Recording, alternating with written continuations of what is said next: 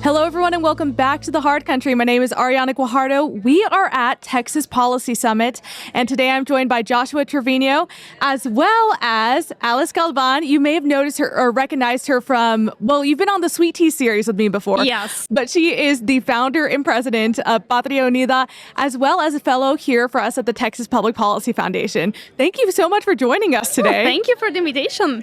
Direct from Mexico City. She is. And today we talk a lot about the relationship with the U.S. and Mexico, with Texas and Mexico. And you know what? Today, I'm in a happy mood, and we're going to focus on all of the positive things about Mexico. Oh, yeah. And Josh and I also had a recent trip to Mexico City. You'll be back there pretty soon as well, right? I will. This will probably air afterwards, but I'm going with my father to see the San Diego Padres play the Arizona Diamondbacks in Mexico City. So that's exciting. Different than with the normal stuff that you're doing whenever you're there. Oh, absolutely. So today, like I said, we're going to focus on all the positives. Alice, I want to start with you. You are doing work helping us out here in the United States, but you're also holding down the fort in Mexico. And I want to know, what is it that makes you so passionate about your country and I guess makes you continue to call it home? Thank you. Well, I'm happy to be here to talk for the good things in Mexico for first time, because well, the last one was about narcos, and that's terrible, and about Morena, I don't know who is worst, but I think that the most important and beautiful thing that we have in Mexico is our people. And that's why we're still working there. And that's why I have the hope that Mexico is going to change, because we have a brave people who really love our country and is working in different ways in the private and the public sector with love, with passion, and with the trust that with good people we can change our country. So the best thing we have in Mexico are Mexican people. Yeah. Well, I agree with that, because even the Mexican people in Texas I like as well. So, Josh, what about you? What are some of the things that make you, well, first of all, continue to visit Mexico, but then passionate about the work for the people of Mexico? Yeah, just to kind of continue what Alice is saying, there's a passage in Ulysses Grant's memoirs where he talks about his time in Mexico City. I say his time like it was a business trip. He was invading Mexico City. But he has an interesting passage in it, actually, as somebody who opposed the war from a political perspective. And he wrote that the Mexican soldier, the average Mexican soldier who he met on the field of battle, was every bit, I'm paraphrasing, every bit the equal of the American soldier in terms of dignity, in terms of courage, in terms of soldierly qualities. He said that where there was a divergence and a disparity was actually in the leadership class, that the Mexican political leadership class was inferior to the American leadership class. But he had a lot of faith in the individual Mexican, and in his memoir he actually talks about, now he's writing in the 1880s before his death, but he says that he has every confidence that the Mexicans are going to solve the leadership problem and take their place as an equal to the United States among the community of nations. And so, obviously Mexico, we talk a lot about the problems in Mexico, the problems with the Mexican leadership class, which still persist, but completely agree, the quality of the individual Mexican, whether in Texas or in Mexico, and that stuff of civics and society, which we can get into, still offers a lot of cause for hope. And one of the things that I've talked about a lot over the years, and I've talked about it with you and your husband actually, is how the stuff of Mexican society and Mexican civics actually in some ways produces superior outcomes to the median American outcome where it matters in terms of family and local community. And we can't forget the tremendous importance of that. And so, when I think about Mexico, we can talk about this during the show. There's so many great things about it. It is a great place to visit. I don't think that's news for anyone. But in terms of culture, and also in terms of intellectual content and the first principles questions that Mexico still contends with in ways that Americans have forgotten in some ways, I think actually offers a lot of cause for hope and inspiration that doesn't get remarked on enough, including on the hard country, by the way, which is why we're doing this show. Right. Yeah. Something that did amaze me while we were in Mexico City is the conversations that we were having, even with the Uber drivers, and how well versed they were within their own history and how much they cared about their own country. And Josh, I was remarking to you about this, how I feel like in America sometimes we fail certain demographics in terms of like education, especially in poorer communities. But I was actually amazed with the kinds of conversations I was having with people who were again, like an Uber driver who was talking about the history of Mexico after we had just visited a museum, and very passionate about his country. And especially in America now, where so many people are not proud to be American. It's really refreshing to be in a place where people are actually proud of the country that they're in. Yes, Mexicans are proud of being Mexicans. I think that we have a history that represents a nation of pure courage and faith. So when we are in a trouble, it doesn't matter what kind of trouble, we have the faith that we are gonna wake up, and we are not going to stand up. We're gonna with our faith, we're gonna be the brave people who are going to change our country, because we are a community of people who believe that our country is bigger than his problems. No? So when you have a problem, you always have your mother, your father, your husband, your brother, but also you have your friends, your teacher, your co-workers. So we are a brave community who can work together to change the situation that we are facing today. Can I riff on the faith theme there? Yes, please, go ahead. That Alice brings up so very well. One of the things that I find very inspiring about Mexico, and I know the two of you share the sentiment as well, if you're looking for religious courage in the Western world, if you're looking for religious courage in the modern era, there's few places where you see it more than in Mexican history. Which a lot of people don't know, and we should do a whole show on this as well, Ariana. But a lot of people don't know that the Mexican faithful, Christians in Mexico, have been fighting for the right to exist essentially since La Reforma, right? So since the 1850s under Benito Juarez. And in the 20th century, that persecution reached a level where it was government policy for almost a decade to actually wipe out Christianity entirely from Mexico.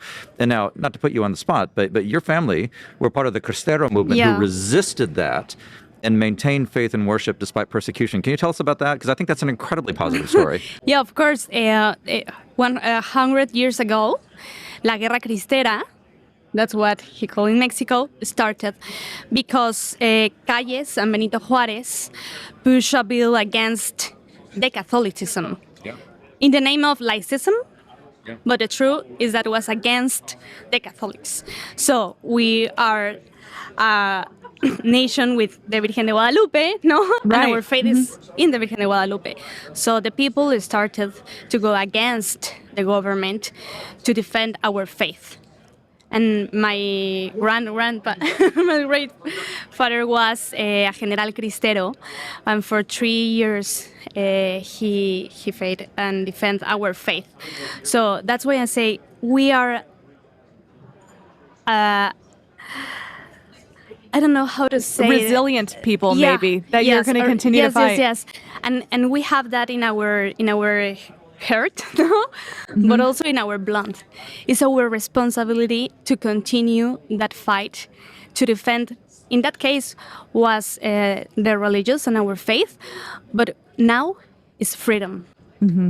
Because without freedom, you can have anything, no? So today we're fighting for that, and we have that big example of the Cristeros, who are people that gave his life. Now we have saints, and that are our examples of people who defend the right things. Right.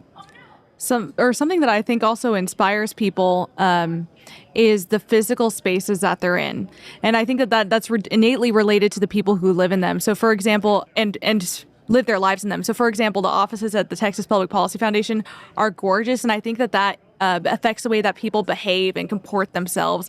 And Mexico is definitely, especially Mexico City, is blessed with some beautiful architecture that I think reflects the values that we're talking about. So even the churches, and you're seeing the imagery both in the paintings and the architecture all pointing in a certain direction. And I think that that's also something that encourages the people as well.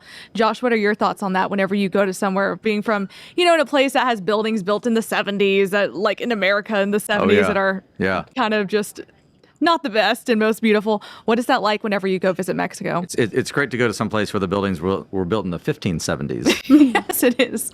Mexico is more than just Mexico City, but Mexico City is, of course, the apotheosis of all this. But you can even see this in Texas. The graciousness and the beauty of the Spanish inheritance that you see, that goes clear from the Habsburg era over into the Bourbons, and I would say even after the departure of Spanish rule, you had the Porfiriato gets a bad name for a variety of reasons, but it was a time of architectural flourishing in Mexico. You had very beautiful Belle Epoque buildings that are built not just in Mexico City, but in various places through the country.